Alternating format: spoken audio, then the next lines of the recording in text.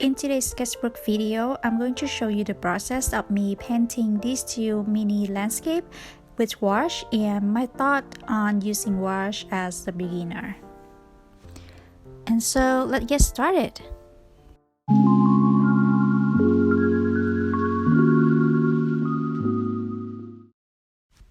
Hello everyone, welcome back, or welcome if you are new here.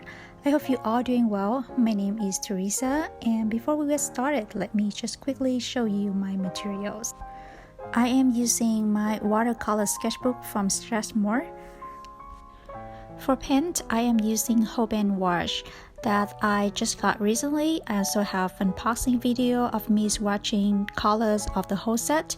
Link will be in the description if you're interested. And for brushes, I will be using ground brush and flat brush. And finally, I also have a mixing palette here for me to mix the paint. Since I've got my new Holbein gouache set, I've been playing with it a lot, and here's a couple of paintings that have been done with gouache in my sketchbook, as you see. And I thought maybe I should do more of them, and why not sharing with you guys the process of me painting and my thoughts on using gouache as a beginner. This is not a typical tutorials that I always been doing on my channel, as gouache is a new medium to me. But I want to take you guys on my art journey where I explore and try new things, and I hope that it could inspire you to do the same. Because art is just so much more for us to explore and learn. I remember that I learned about this medium from watching YouTube videos. At first, when I looked at the name, I didn't know how to say it. I was thinking in my head, wow, the name is very interesting. But by learning from others, now I know how to say gouache. But believe me or not, up to now, it's still very struggle to me on how to spell it correctly. It's G-O-U-A-C-H-E, gouache. I'm sure a lot of you are already familiar with gouache, as this is popular as much as any other mediums like watercolor or acrylic. So as my understanding, just like watercolor, gouache is a water-based painting medium, which means you can activate and use it with water. The difference is that watercolor is transparent, while gouache is opaque. That's why this is also another name for gouache as opaque watercolor. I also heard a lot of people say that if watercolor and acrylic has a baby, that should be gouache. That means gouache is the medium in between these two, watercolor and acrylic. You can use gouache as watercolor. You can mix the color with water just like how you do with watercolors, and it's gonna give you a transparent look. But if you want it to be as opaque as how it looks with acrylic, you can either use less water or just don't use water at all. Those are the things that occurs to me when I experiment with gouache so far.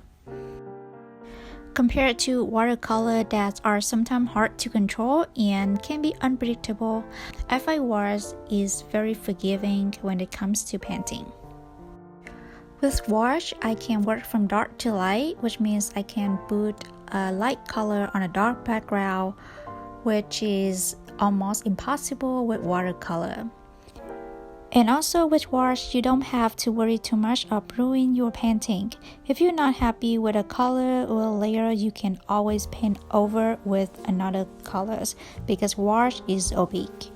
That's why here you can see me kind of just go back and forth with different colors until I achieve the shade that I like, and without being afraid of messing up my painting. So I would say if you've been thinking of trying a new medium like gouache, just go for it because it's fun. It's trigger your curiosity when you try something new, and gouache is such a great medium for beginners too. Even though I do watercolor tutorials, and I know that watercolor is also a great medium for beginners, which is true, but I have to admit that sometimes watercolor will need you to be a little bit more reservative and also have a little bit of planning ahead. Please don't get me wrong, I don't mean to complain here about watercolors. I love watercolors, I love using it. But my point here is when you get to try different mediums, first you get to have fun, and second you get to explore and learn about the nature, the characteristic, the strengths of each medium, and maybe you can combine them together in your painting so that you can create a very unique and interesting look. I've been discovering some of the artists that use a lot of mediums in their artworks. They don't really stick to one mediums, which give me such a huge inspiration. And one of them is Sandy Hester. She has a YouTube channel and I've been very obsessed with all of her videos lately. She shows her artwork, she shows art vlog, which show behind the scene how she make a certain artwork and her thought, her process, which really inspires me. So if you want to know more artists on YouTube, definitely go check her out. I will link her video, her channel in the description below. And by the way, I don't know if you noticed, but I can see the texture of the paper so through. That is the thing about this Strathmore sketchbook.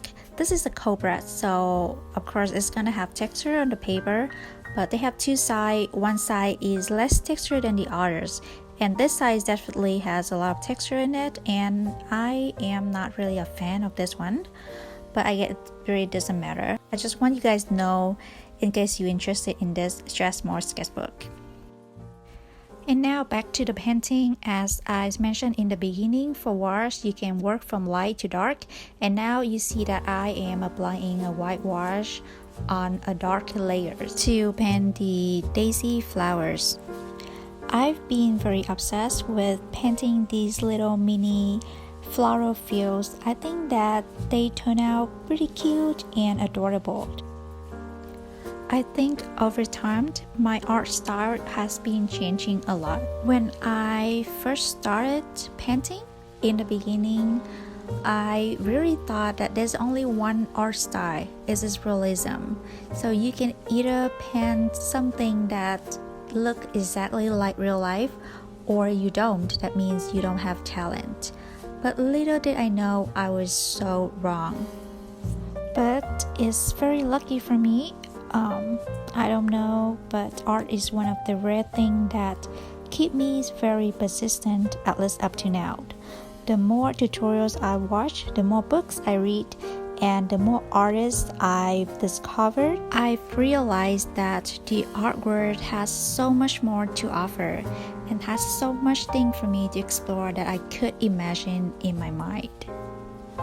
So recently, I've been really in love with the artworks in which the artists express how they see the world, can either landscape or still life, by using a very bold brushstrokes and colors.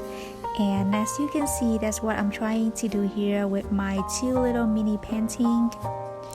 And also let me know in the comments if you have ever tried wash before, and if you have, feel free to drop some tips and tricks in the comment.